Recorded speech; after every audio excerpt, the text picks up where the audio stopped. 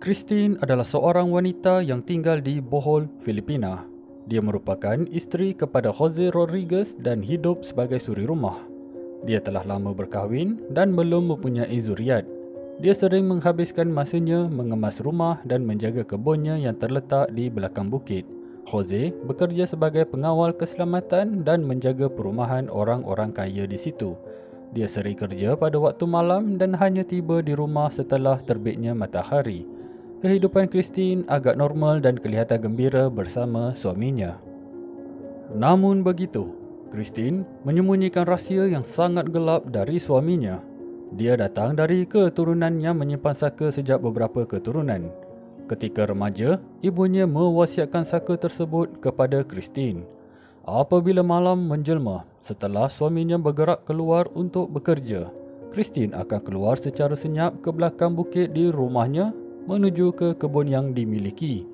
Tibanya di situ, dia akan memulakan proses untuk bertukar badannya. Dia akan memulakan ritual dengan menanggalkan pakaian dan menyapukan minyak misteri ke seluruh tubuhnya. Secara perlahan, sepasang sayap besar menyerupai sayap kelawar akan muncul dari belakang bahu Christine. Giginya akan bertukar menjadi tajam dan lidahnya akan menjadi panjang. Kemudian badannya pula akan berpisah dua, memisahkan badan dan kaki Christine. Setelah selesai transformasi, sayap akan mula dihayun dan secara perlahan, bahagian atas badannya dari perut ke kepala akan mula terbang meninggalkan kakinya yang berdiri kaku tanpa gerakan. Dengan ini lengkaplah pertukaran Christine menjadi Manananggal.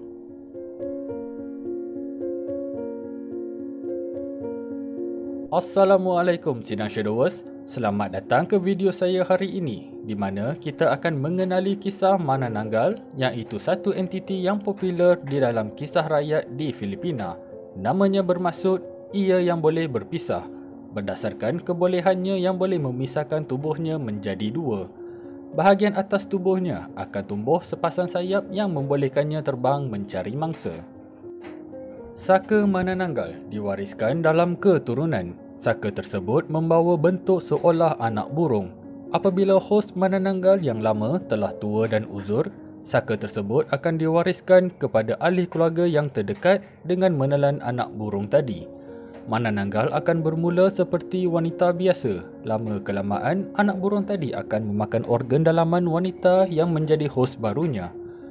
Saka tersebut akan memastikan wanita itu tidak mati dalam proses sehingga penukaran selesai. Oleh kerana tidak mempunyai organ, wanita yang menjadi hos tersebut akan mula mengidam daging manusia, sehingga bertukar menjadi raksasa yang hodoh dan menakutkan yang dikenali sebagai Manananggal. Manananggal juga pandai menyamar. Ia akan bergaul dengan manusia dan menjalani kehidupan seperti biasa, termasuk berkahwin. Ia hanya akan bertukar bentuk apabila mula memburu mangsa untuk dijamah. Penampilannya sebagai wanita yang cantik membolehkannya memburu lelaki dewasa dengan mudah. Manananggal sering menggoda lelaki dan membawa mereka ke tempat yang sunyi. Setelah melunaskan keinginan lelaki tadi, dia akan mula bertukar bentuk dan melunaskan keinginan dirinya pula.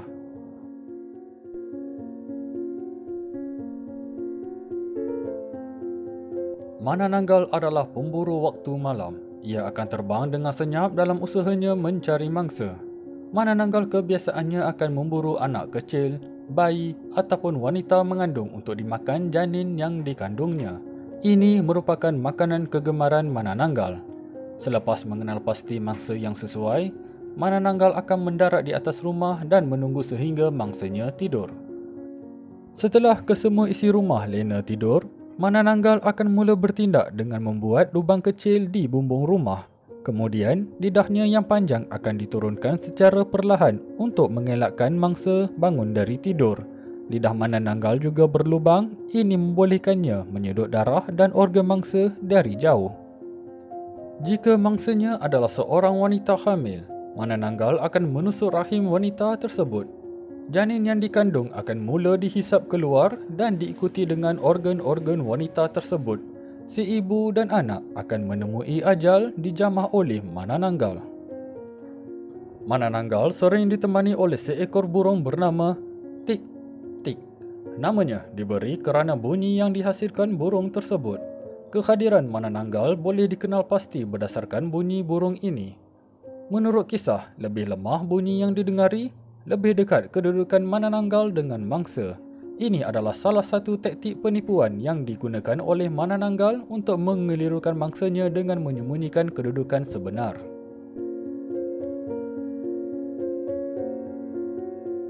Manananggal dikategorikan seperti vampire. Oleh kerana itu, ia berkongsi banyak kelemahan yang sama. Manananggal tidak boleh terkena cahaya matahari ketika masih dalam rupa raksasa. Namun, setelah kembali menjadi manusia, cahaya matahari tidak membawa apa-apa kesan kepadanya. Manananggal juga tidak menyukai bau bawang putih. Orang di Filipina pada masa lampau sering meletakkan bawang putih di sekitar rumah sebagai pendinding kepada Manananggal. Terdapat 3 cara yang berkesan untuk membunuh Manananggal. Yang pertama, Manananggal perlu kembali ke bahagian bawah badannya untuk ia kembali bertukar menjadi manusia. Jika bahagian kakinya dialih dan disembunyikan di tempat yang lain, Manananggal tidak mampu bercantum semula. Cara kedua, bahagian bawahnya juga boleh disapu garam ataupun cuka. Ini akan bertindak sebagai penghalang untuk tubuh atasnya untuk kembali bersatu. Sekiranya gagal untuk menjadi manusia semula, ia akan mula dibakari cahaya matahari. Cara terakhir, sekiranya ingin membunuh Manananggal secara terus, buluh yang tajam akan digunakan untuk menikam bahagian belakang Manananggal. Christine telah kembali dari pemburuannya. Budak berusia 2 tahun keluar dari rumahnya kerana ingin mengejar seekor burung yang hinggap di tingkap. Burung tersebut mengeluarkan bunyi seolah memanggil mangsa keluar untuk bermain dengannya. Setelah kembali ke rupa manusia, Christine mula bergerak pulang ke rumah. Dia tidak mempunyai anak sendiri untuk diwarisi sakanya dan hanya masa akan menentukan takdir yang akan menimpa saka yang dimiliki. Terima kasih kerana menonton video ini hingga tamat.